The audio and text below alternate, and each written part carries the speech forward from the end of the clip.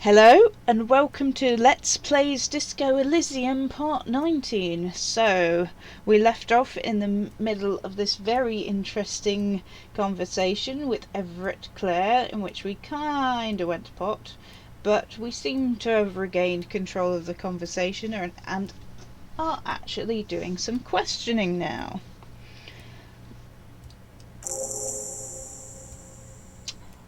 I mean, it's no secret that the lynching is connected to the strike. So much to talk about. Honestly, it's been weighing on me so heavily. I understand you need to interview me.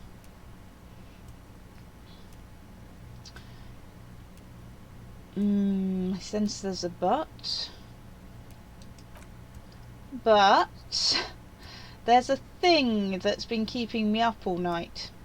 I want to talk about the hanging. I mean, if we could just calmly talk, exchange information, we would blow this whole thing wide open. Yes, that sounds good, the lieutenant says with a slow nod. Let's do that. But I can't think straight with this thing weighing on me. Suddenly he slaps himself on the forehead. You're police officers, aren't you? I have a crazy idea. You guys are basically door-opening machines, incredibly talented at opening doors. Kim, is that true? Are we door-opening machines? I'm not sure I understand. He looks at the union boss. If you're asking us to break down someone's door, it's not going to happen. Come on. I just need you to go open a little door for me and leave it unlocked. A simple thing. Absolutely nothing shady about it.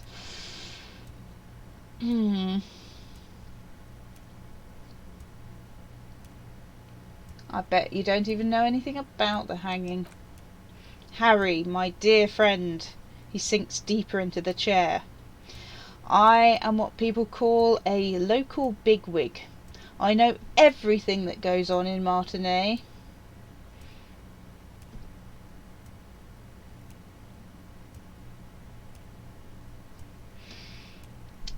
Why don't you just open it yourself then?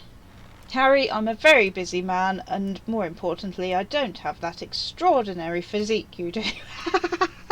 He slams his fists together. You look like you could run around all day.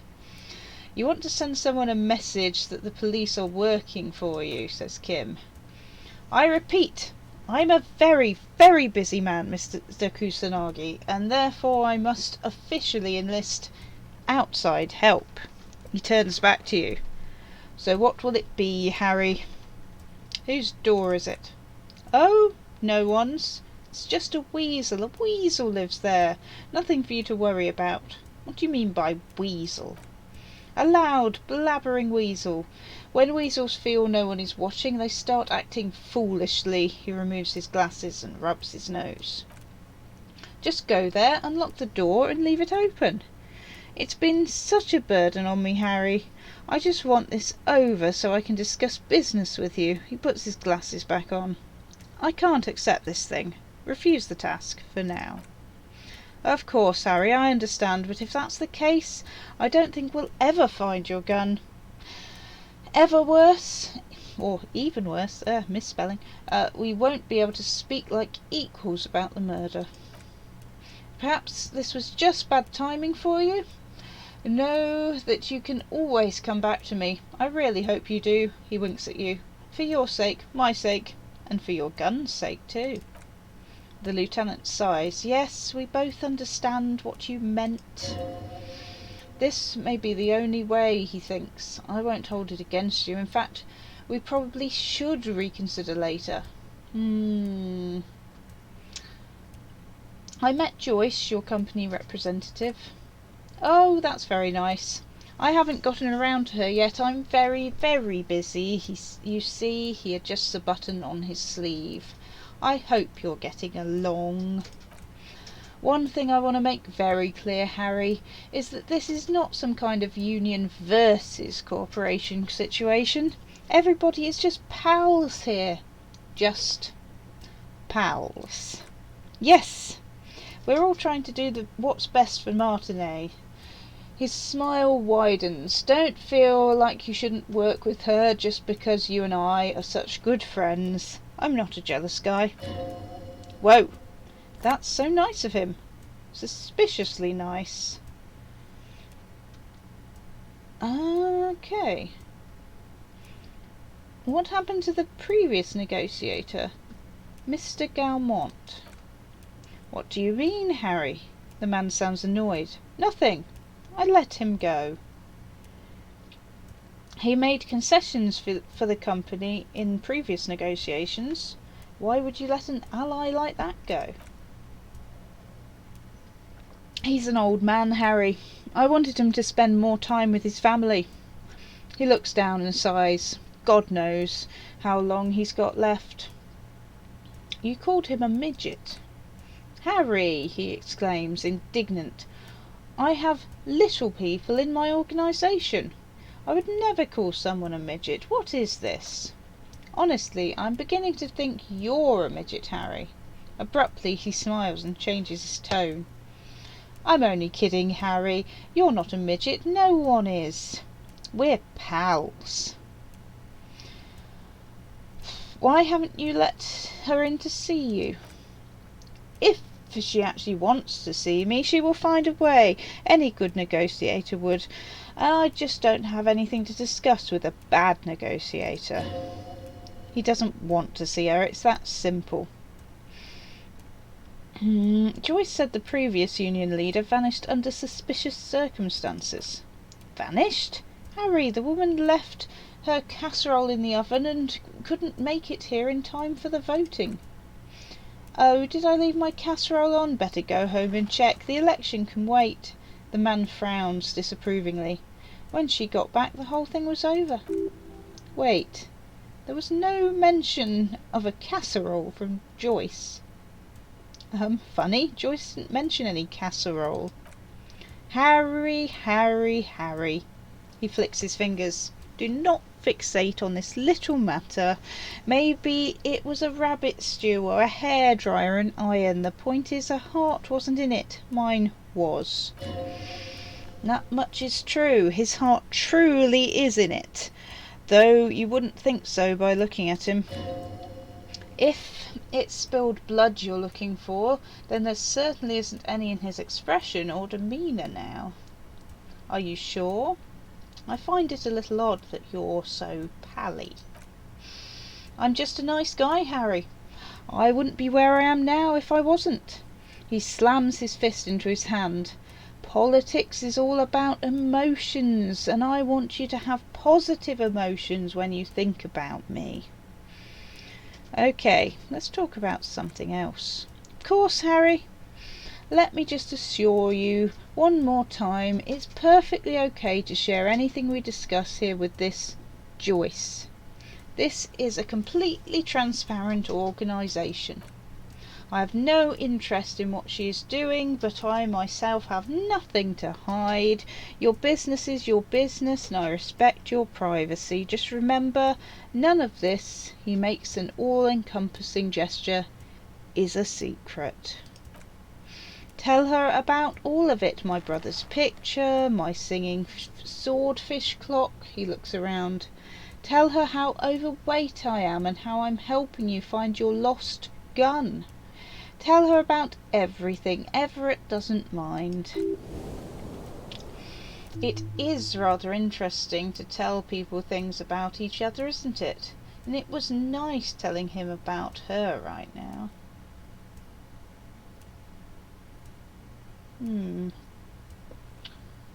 Good grief.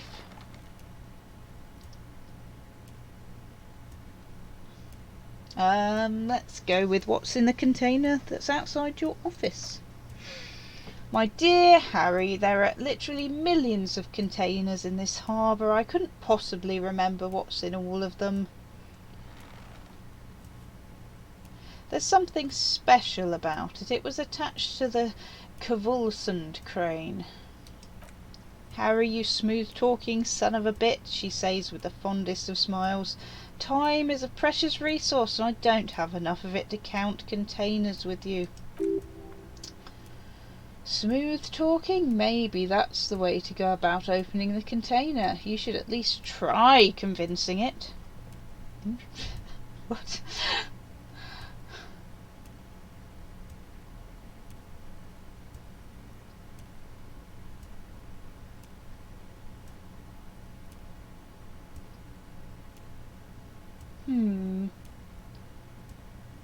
Aren't you going to ask me how I got in?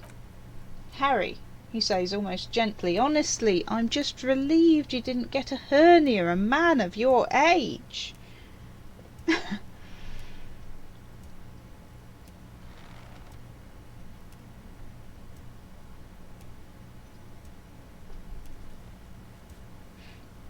I too am surprised by the resilience and athleticism of this tool I've been provided with. Tap your chest.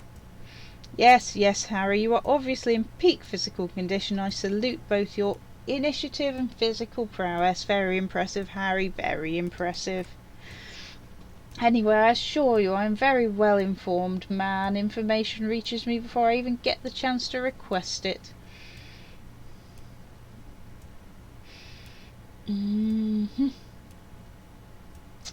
I'm told the Union is involved in a local drug trade. What? He smacks his forehead, completely flabbergasted. Harry, how could you say that to me? You know I appreciate a joke as much as any jolly fat guy. But I can't take slander. Are you actually investigating this? The reaction appears to be sincere, but it's impossible to tell with this guy, honestly. I am. The man rubs his temple and closes his eyes in pain. You've hurt me, Harry. Me, a friend. But you know that.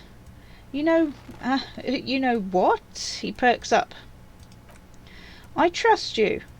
Like I trust all my friends. I know you'll never talk to me about this again, because you don't want to wound me.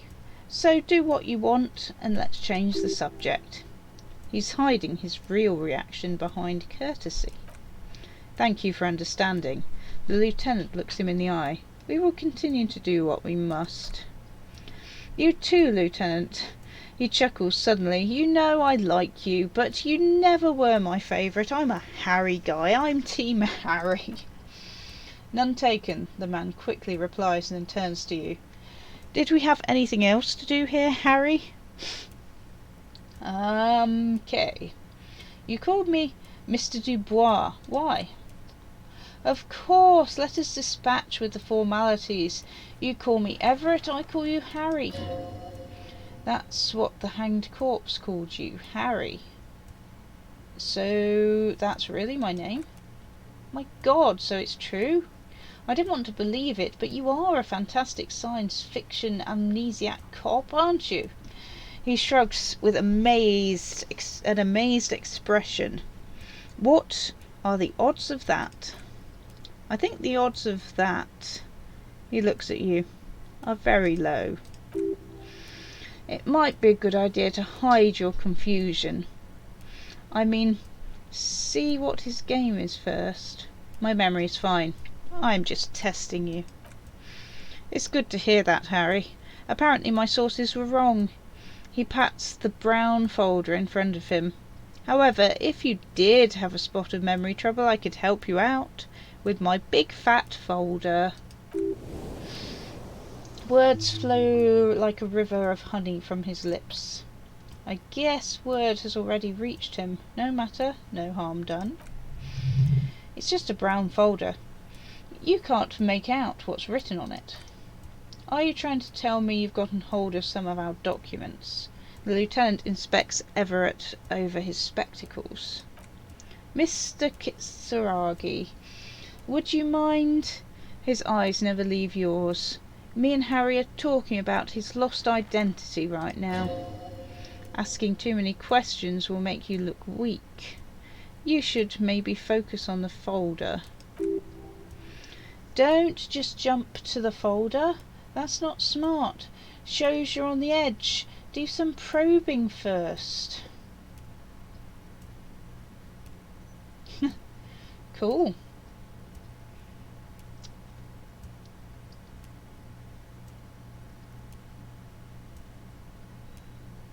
What kind of cop does it say I am? Well, Harry, he turns a couple of pages in the folder. If I were to sum you up in one word, it would be apologetic. I'm sorry? Yes, he inspects you over his giant bug-eyed glasses. You seem to be a lot of the time, but right now there's no reason to be. Let loose a little. Be you. Let's get this straight. What is my full name? It's Harry. He glances at the folder. Harry Dubois. You feel like a Dubois, but you don't feel like a Harry. Strange.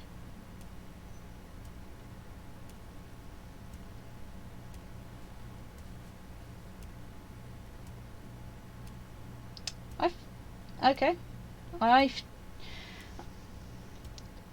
feel like a Dubois, but not quite like a Harry. Something longer. Sure, okay, you're Harold. Harmon. Haroldimus. But that's not what the record says. The record says Harry Dubois. He taps the folder. A real man's name. The lieutenant covers his face and sighs audibly. Mr. Kusanagi doesn't seem even slightly empathetic to your memory loss, Harry. He frowns at the lieutenant. I, however, wish to help you in any way I can. Do you know anything about my family? Do I have a wife or kids or family? Harry, you're not a family man. There's not one peep of family in here unless you think you're a family man. Do you strike yourself as a family man, Harry? Never mind the family. Family, Harry. He glances lovingly at the framed photo in front of him. It's the most important thing in the world. Where did you get that folder? Ah, this. He closes the folder. My friends in your organisation gave it to me, Harry. This translates to, ha ha, you guys are so corrupt. I find that very suspicious. May I take a look? Says Kim. I'm afraid this was meant for Union Eyes only, Mr. Kitsuragi. I'm sure you understand. He turns back to you. Please continue, Harry. Ooh, okay. Well, I think this is the best chance we got. Woo! As you look at the folder, Everett covers it with his hands and pets it. He's hiding it from you because it's not a real RCM folder. It's just another one of those brown folders you saw in the file cabinet. Ah, that's not an RCM folder. Okay, Harry, you got me, he says, grinning. This is from the Census Bureau, not the RCM. Those Census Bureau people are absolutely corrupt. You should do something about them. He got the name from the Census Bureau and everything else from your actions here in Martinez. Yes, Mr. Kitsuragi, from the Census Bureau, like I said. He looks annoyed. Now I'm actually a very busy man, so is there anything else I can do for you, Harry? That means he doesn't really know anything about you. A pity. The mystery of you will have to remain a mystery for the time being. So the Census Bureau says my name is Harry Dubois. Yes, that's what I said. Try to keep up, okay? Let's move on. Let's talk about my lost gun. Yes, your lost gun. His face turns serious. My best men are on it. They're turning every stone, searching every playground, asking kids, grandmas, everyone.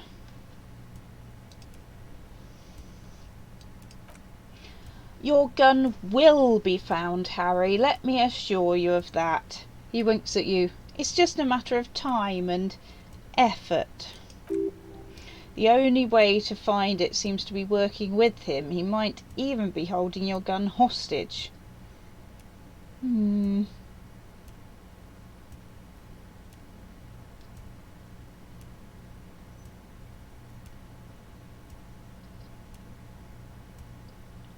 Hold on, could he really hold my gun hostage?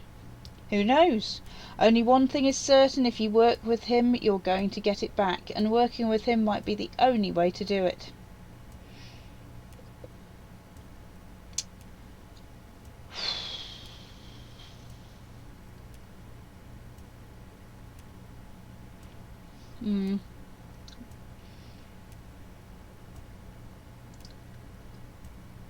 I will not be blackmailed with this gun business.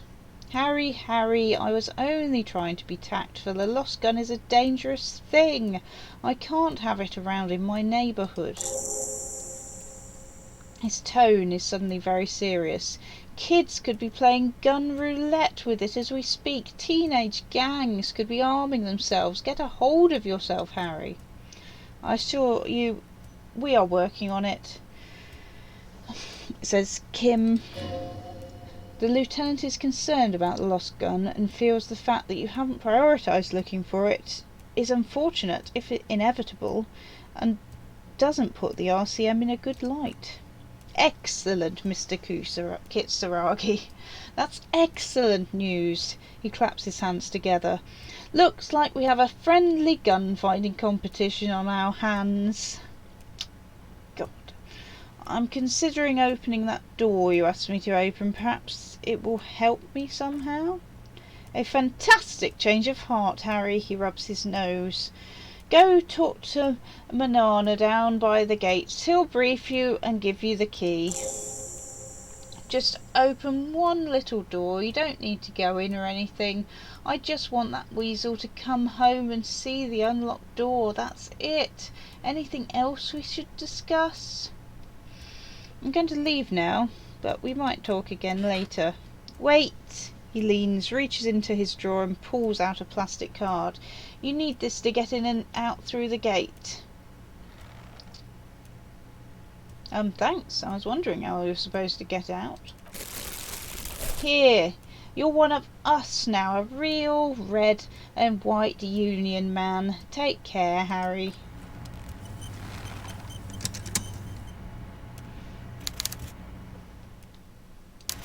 Well, I'm not sure we should have picked up that mission. But, yeah, we're picking up every mission. And some things that aren't even missions, so why the hell not? We don't have to do it. We can just let it lie. We've said we'll do it, we'll get round to it in our own time, which might be never. I wonder if this chap has anything else to say. Oh, hey, mister. I need to be back to talking to Leah here. Yes, I did. Yes, I did. It's like Lady Larice said when she opened a bathhouse in the basement of my apartment building. They can only get so far before they're aching to get back. And a lot of folks really did keep coming back. Leo. In future, can we keep this greeting shorter? Sure, mister. Absolutely. I'm always willing to help out nice fellas such as yourself. He smiles his disarming smile and looks you deep in the eye. Are you the Leo who wrote the note to make more banners? Oh yes, he replies excitedly. I leave all kinds of notes for myself. That old head of mine ain't so good at keeping things in no more. I almost forgot about the borscht. What was that about the borscht? Oh yes, I've been taking extra special whirling borscht to the men every day since the strike started. The little guy chuckles merrily. It's very, very good. Makes a man feel so warm and happy. He shakes his head with a wide smile. I feel like I could take on Mr. Renaudin's boar dogs every day the lunch is done. What do you mean by taking this soup to the men? Is it for striking? Yes. I'm taking it to them. The borscht keeps them happy and in fighting spirits. Makes you all warm inside. They brew it in the Whirling in Rags. Hold up. Who makes it at the Whirling? Oh, the Whirling's cook. He makes it. Them is always talking with Mr. Banana in that weird language and laughing together. He doesn't speak what we speak. He's from Grad. Something is off about this borscht. I'm going to look into it. Oh, sure, mister. Sure. The little guy nods. You do that. Yes, sir. Okay, I'm off. I get super fit running all around this. I hope we don't have to come back all this way again. Down here, I think. Alright, nope.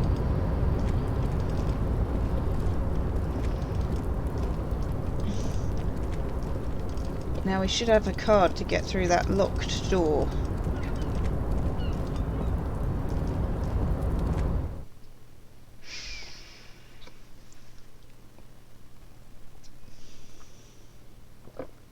I can't believe we lost health through a chair.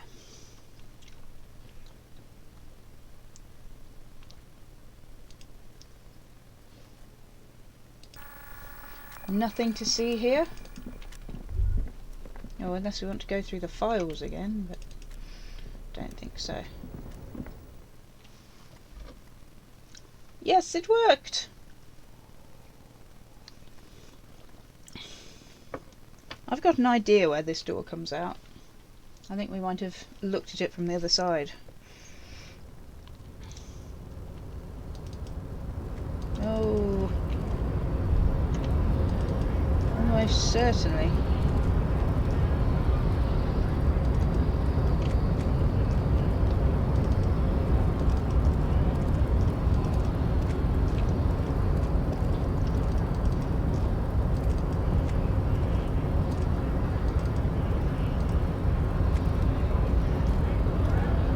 So, how'd you like our harbor?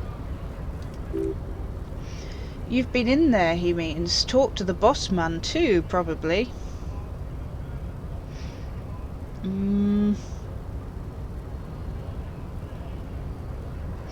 It was nice enough.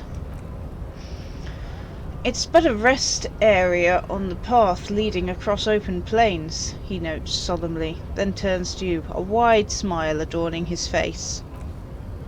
Right, you talk to the boss, eye to eye, like men on the plain. If you have any more questions, I'm set to talk.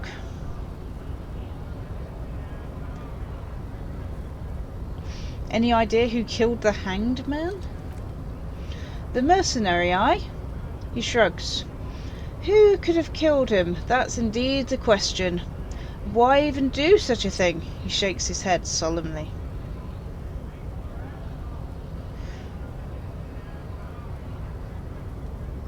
Okay, the merc was hanged with a very specific type of cargo belt, one often used in heavy transport areas, for example, harbours. What a thought, he scoffs, looking shocked. Why would noble workers resort to such a thing? Unless they were pushed, of course. Pushed how? Your dead guy was an enemy combatant. Hold up, what does that mean? He was an agent of the opposition attempting to undermine our honourable efforts. Did you kill him? I ain't the murdering type, but that's just me. Large organisations like our union have all sorts of men with all sorts of skills. He's not lying about not doing it himself. Understood. The lieutenant takes a note. This has been of limited use still. Thank you. No problem. I wish the best to you in your search. Sure am glad it's not my search. He takes a sip from his flask. Everett said you have a key to a door. A key, huh? He runs his fingers through his moustache. What door is this key supposed to open? I was hoping you could tell me. Of course, I got you. You don't know anything. He taps the side of his nose with a little wink. I got that key right here. And let me tell you, it's mighty good of you to help us out during the strike. Working class solidarity, as they say.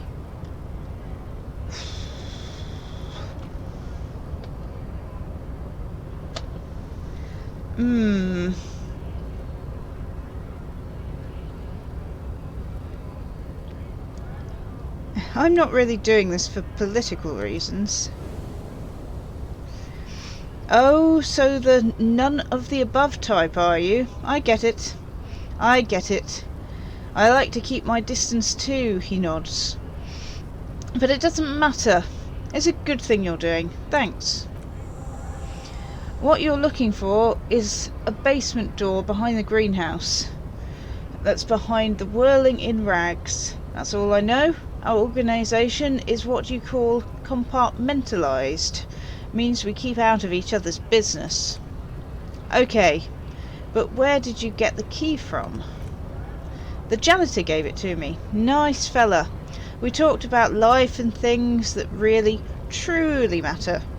His gaze wanders off into the distance. None of this mess we're in, this jiving and juggling. What's it for? He doesn't wait for your answer. To feed our children, I guess. Anything else I should know about this task, this weasel person, when he'll be home? He shakes his head. I'm more of a philosophical dock worker. I like to talk about the big picture stuff. Who I am, who you are, what are we fighting for? The man takes a big sip from his flask. He means he's not going to tell you, because he doesn't know. But he will shoot his mouth off with you now that you're working for Everett. Oh dear. Who he is and what they're fighting for? This is interesting. Actually, do you know anything about the Hardy Boys? Los Hardys? He smiles. They're an independent militant group, a bit too high-strung, but it comes with the responsibility. They're sort of like you, preserve the law and all that, except it's Everett's law. He takes a swig from his flask. But really, they're just like you. He's actually comparing you, an officer of the law, to some neighbourhood vigilantes? Come on, he's just trying to keep the peace.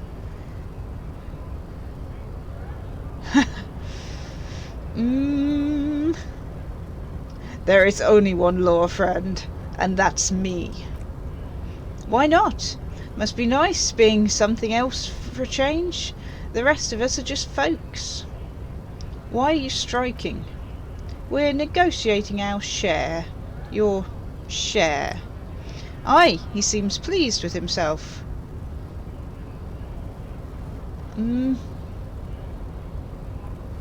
Wait, so not wages or pensions or... This stuff they already covered.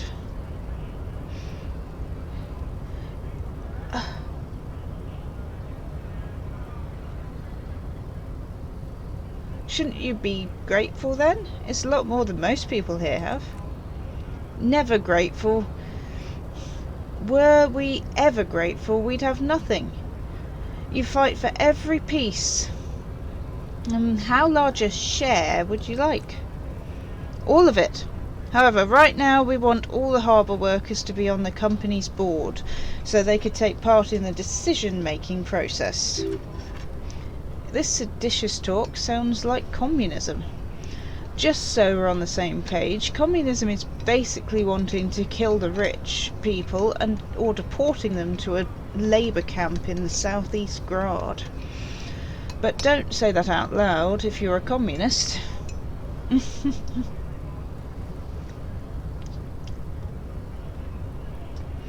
The boss man, Everett, what can you tell me about him? I think it's best you make up your own mind now that you've met him. He shrugs. In my eyes, he's a capital organiser and a decent businessman. What does bossing the union entail anyway? I guess you kinda get to be the village chief. He oversees the harbour, makes deals with the owners or other relevant parties, watches out for his own. By that you mean corruption, says Kim. By heavens! Why would he not be corrupt? We live in a harsh and disordered world, see, and in this world the old man is corrupt for our benefit, and we know it, appreciate it even. He is personally not too lavish. The desk seemed lavish to me. He is a reasonably lavish, sure. That's his prerogative. It's not like you want a saintly demeanour on a corrupt motherfucker. That would be a manipulative illusion. Besides, there are no non-corrupt systems in the world anyway, and moralism is the most corrupt of all. Not you, you would like to say, but then there's that weasel door. This man has political theory, and it has not failed him today. So, are you a communist? No. He pauses to think for a moment. I don't think I am a communist. Seeing something of value and saying, I want it all to myself, is a much older and simpler notion. No science to it at all. Even a weak child can think it. The only things holding someone back are, I can't and I shouldn't. You shouldn't take what's not yours. Then how can anything ever be mine? But that's okay. We don't have to agree. The prairie is wide enough for all of us. You seem to have spent a lot of time thinking about the political situation. Sure, I've had the necessary free time. He spreads his arms wide, using the reach to show how much time he has. Fortunately, there's always time. The look in his brown eyes conjures up an understanding. For him, having command of his time is the most important thing. It all comes together now. The way he speaks about scabs, his general attitude. He's a follower of a 500-year-old that's a long one. Franconigerian Boidario Code. Itself an appropriation of Vespertine cool. That of a noble peasant or a travelling herdsman. True to yourself, independent in your actions, loyal to your friends.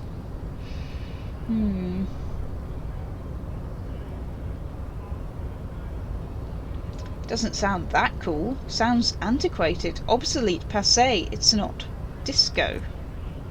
The man sits on the railing, his hands reaching far and wide, yet it feels as if he could effortlessly go even wider if need be, an endless torrent of time. Okay, gotta run. Right. I think we have enough money that... Actually, we've got some bottles to turn in first with the... Is this the right place? The fricked machine? I can make money from bottle collecting. We got a lot of bottle. And then we can pay off our bar bill and think about potentially buying a boombox.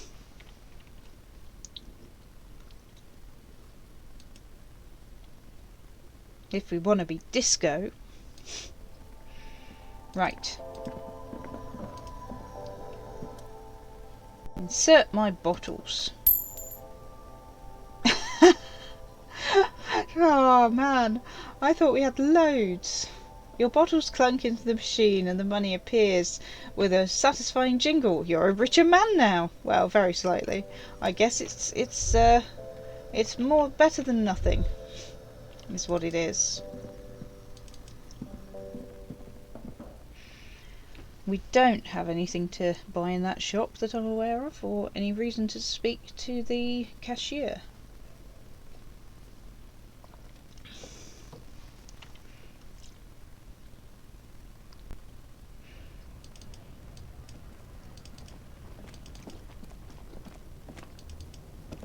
Here's the Worthing. Let's go to the bar. And we will at least I'm not sure whether it's a bit early to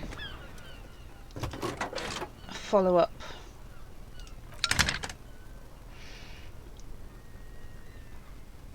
Reconnect me to Sylvie, please.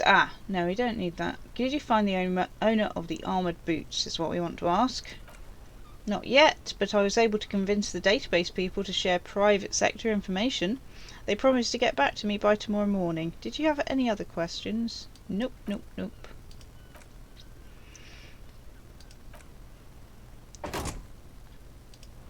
We're still only on day 2. But I do need to remember to actually do that thing in the morning.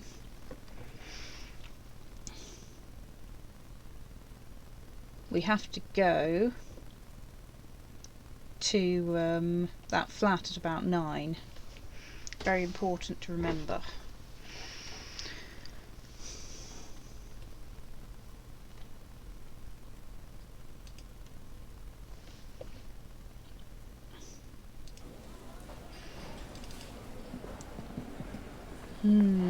Okay. I wanted to look at this window again.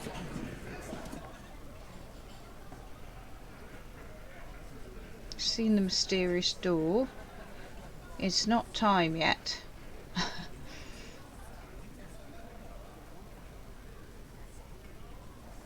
Gosh. Well, clearly we're not going to achieve anything there.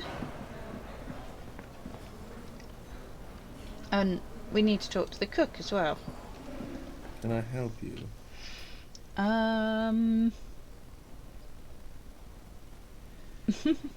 About my bill for tonight. Got the 20 real? Yeah, 20 real for tonight. I feel a lot poorer now, but we got 10 experience and he's going to be happy with me. Good, you got the room for the night, but remember, you'll need another 20 real for tomorrow. Garte, I saw another thing at the whirling. Another thing? Great. I love those things. So the phone line is dead? Yes, and the phone company is taking its sweet time sending someone to fix it. He shakes his head. Losers. Is it true that there was foul play? He wrinkles his nose. Who told you that? I would never disclose my sources. That would be dishonourable. Fine, yeah. It looked like someone had messed with the wiring. It was shortly after the hanging, but I don't know if it's at all related. Plenty of assholes around here who aren't murderers.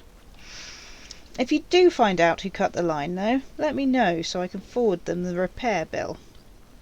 Okay.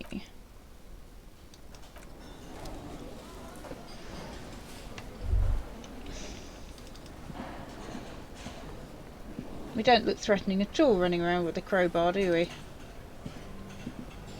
Let's talk to the chef. You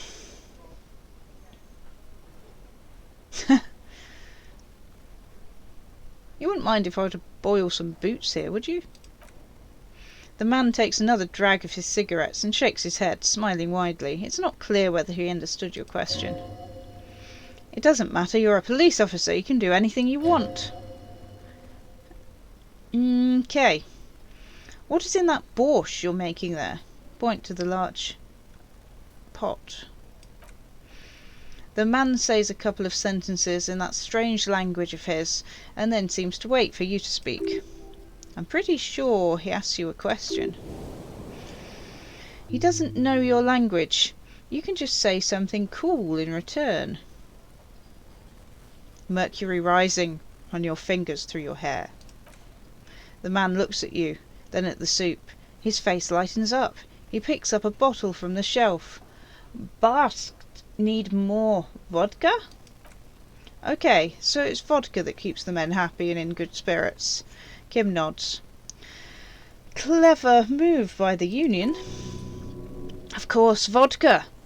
Now that makes it a very, very special borscht indeed. Turn it up and then ask for some yourself. Turning it up seems like a dangerous idea, honestly. The place is a powder keg.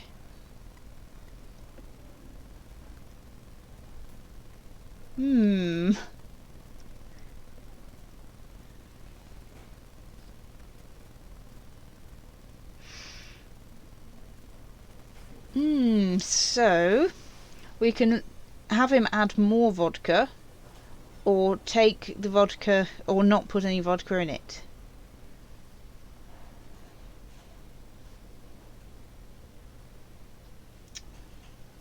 Okay, oh man, okay. No vodka. Turn your fingers counterclockwise. Cut it.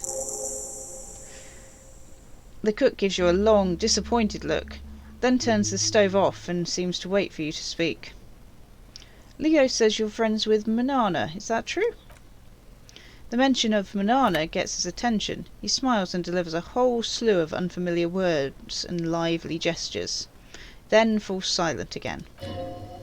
They're friends. Okie doke. Don't think I need anything else. Stay masculine.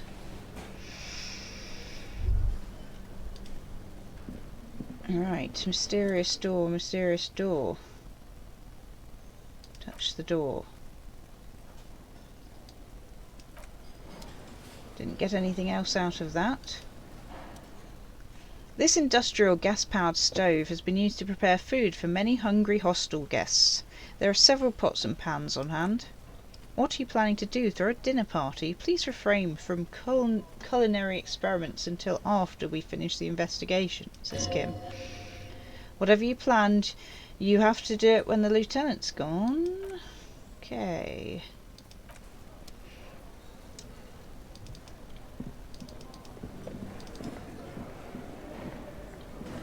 Would this be a good time to... I can't remember where that goddamn frozen bear was the thing.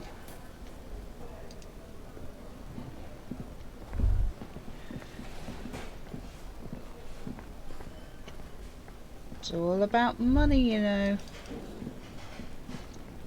Okay, so we did learn a bit more about the gardener, so to speak. So let's have a little chat. I've got nothing to say to you. Why are you wasting your time?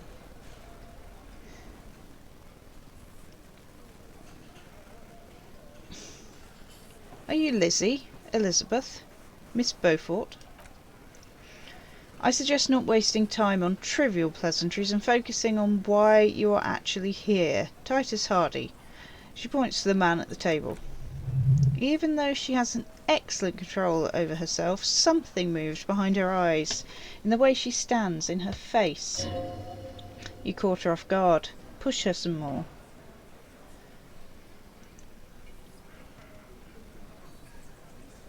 Easy. Leo told me about you. He likes to talk. A lot. You're not here to chat up the legal counsel. You're here to question these men. You set the pace and the topic of these conversations here. Establish that. A man like Easy Leo could have said anything. Do not be restrained, sire.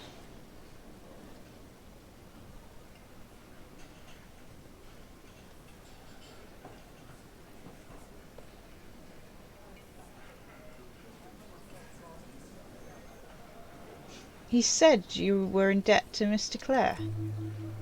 I represent the Union and these men here. She points to the crew around the table. Don't make this personal. A very minor victory. Maybe we'll talk later.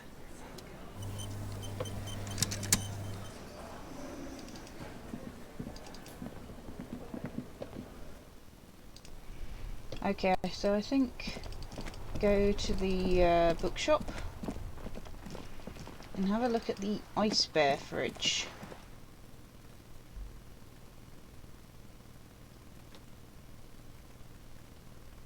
Maybe we can buy that book about the cockatoo.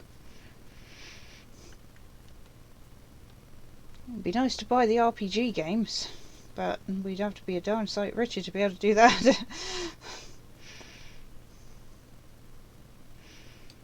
Wonder if you can actually get to play them inside the game. Game within a game.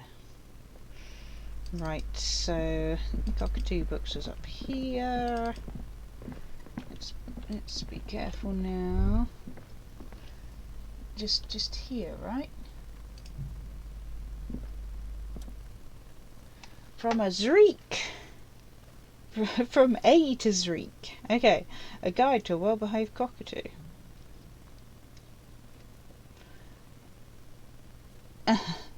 So, if we're good at interfacing, we could maybe nab it. It's not all that expensive.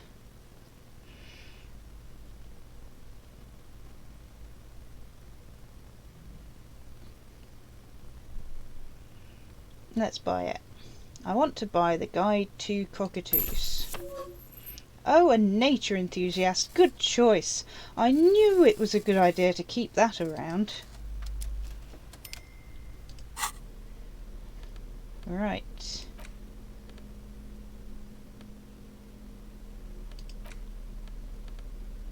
Something we can have a read through sometime. I think we're running slightly short on time, so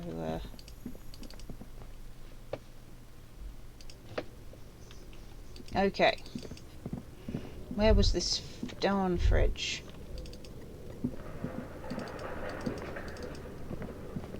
Oh, Kim wants to say something. Kim? Yes, Kim? It's dark. The lieutenant states the obvious, and the flashlight works a lot better if you hold it in your hand.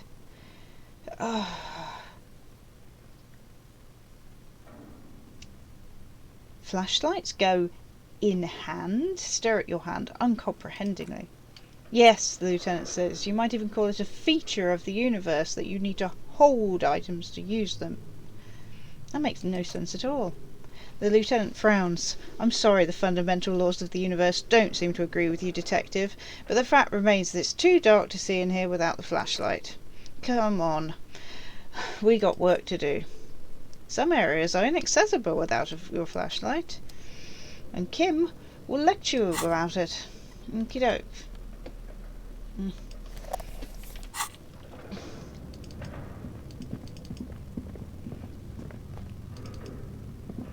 Right. Oh, is this... No, we have definitely seen all this stuff. Is this Emma's Atelier? I just can't remember how we get to the... Ah, the bear. Is the bear this way? Come on, bear. Come on, you gotta be here somewhere. Ah, it's the dice maker. It's not what we're looking at. We're looking for frozen bear. It is not here. The floorboards creak. I feel like down, deeper and down is the way to go.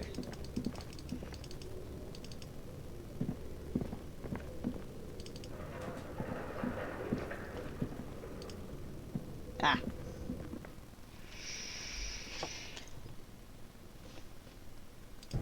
Yes, there it is, the bear. I think we will wrestle the bear next time. Let's see how we do. Thank you for watching.